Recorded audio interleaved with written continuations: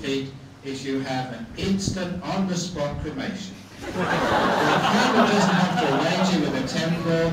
It's all done on the spot, very efficient, very quick.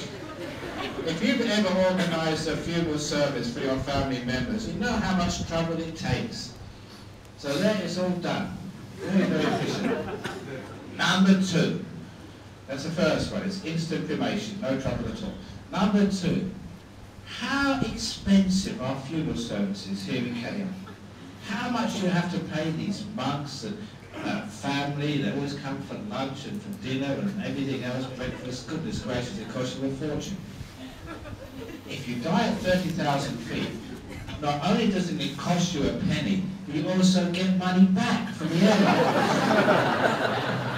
You actually make money out of somebody's death. That's the second benefit, the financial benefit.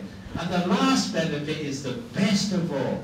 If you happen to die at 30,000 feet in aircraft explosion, you are so close to heaven, it's easy to go this way.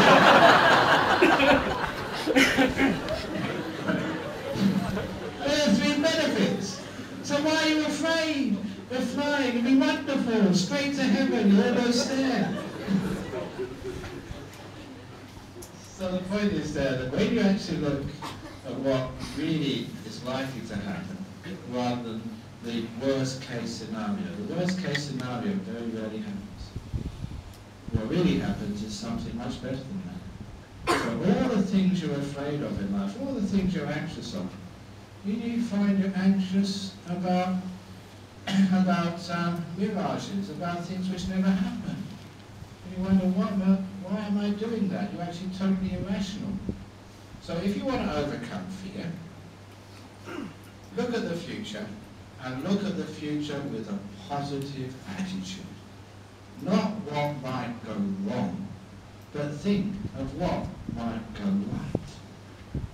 And when you start thinking of what might go right, you're actually, because of that positive attitude, you're actually giving the right things more opportunity to actually be generated.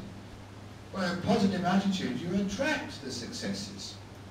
But when you're really negative, you attract the failures of life. Just like that story of Little Grasshopper. So if you think of all the things which might go right, they usually do go right, and you realise what was the point of worrying anyway. And anyway, if it does go wrong, it means you just wasted all that wonderful time when you could have been watching the movie on the aircraft instead of worrying about being blown up. You're going to be blown up anyway, so might as well enjoy the last couple of hours. What's the point of worrying about it?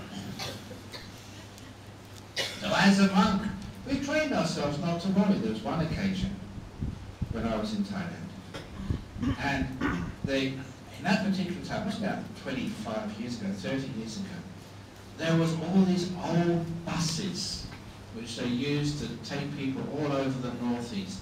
They were so old and very poorly maintained that very often they'd actually burst into flames.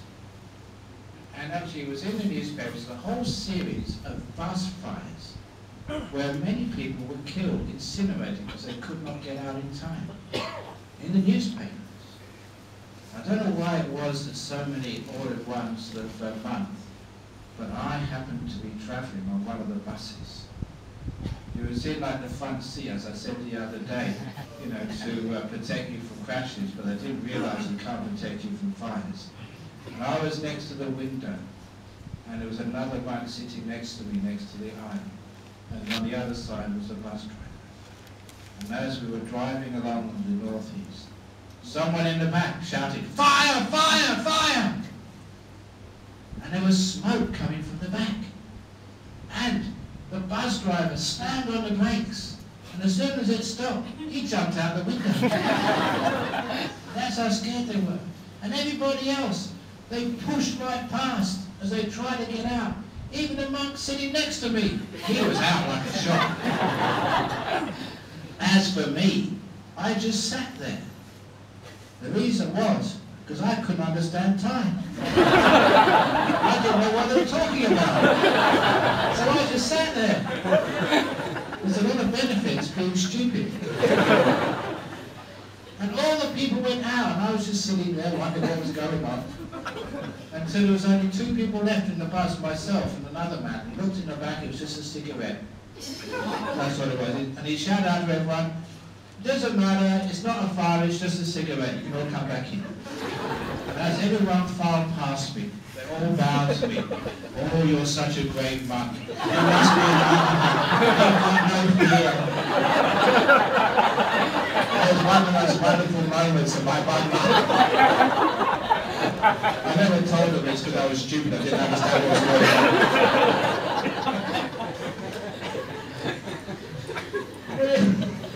Sometimes when you don't know what's going on, you don't worry, and sometimes it's very good. That's why ignorance is bliss. Don't worry so much about what goes on, because that's what happens, you know. Sometimes you read the newspapers about the latest disease. Like, what was it, dengue fever? S1? S1H1, was it? H1N1. That's swine flu. So you read all the newspapers about swine flu.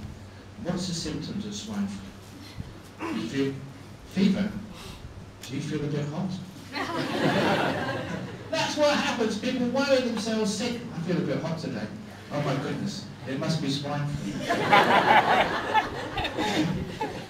And that worry and anxiety, that is what kills you. Now, psychologically, you know that if you really believe that you've got those symptoms, you can make those symptoms occur. I was a scientist before, and I loved psychology experiments. There was one experiment which was done in Bristol jail 100 years ago. It was done once, it was never done again. There was one poor man who'd been sentenced to death by hanging 100 years ago. He'd done some terrible crime, and he had the death sentence. The following morning he was to be hung. The night before, these 2 psychologists with the head of the prison came to see him. They lied, they said the law had been changed. He will die, but not by hanging. The following morning he would have his throat cut. He would die by throat cut. They left this poor man to think of that all night. The following morning they came into his cell. The priest gave him his last prayers, and they put a blindfold over him and tied his hands behind his back and led him to the place of execution. However, they never told him that where they led him was the prison washroom. They sat him on a chair, they read out the sentence, and then one of the prison officers took one of the old razors, you know, the cutthroat razors, and drew the blade, the blunt end, across his throat. So he wasn't even scratched. At the same time, one of the other psychologists turned on the tap, so he could hear liquid gurgling out. The poor man wasn't even scratched, and he fell down and died.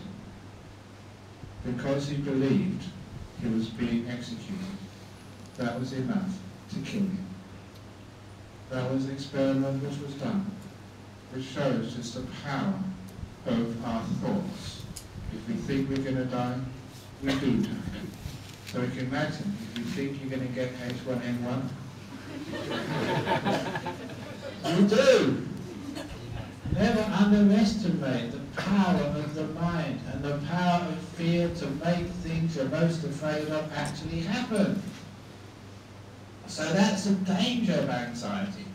So look, you actually convince yourself, I will not get H1N1, I will not get I haven't got H1N1. And the chances of you getting H1N1 are just so minuscule. How many people in Malaysia got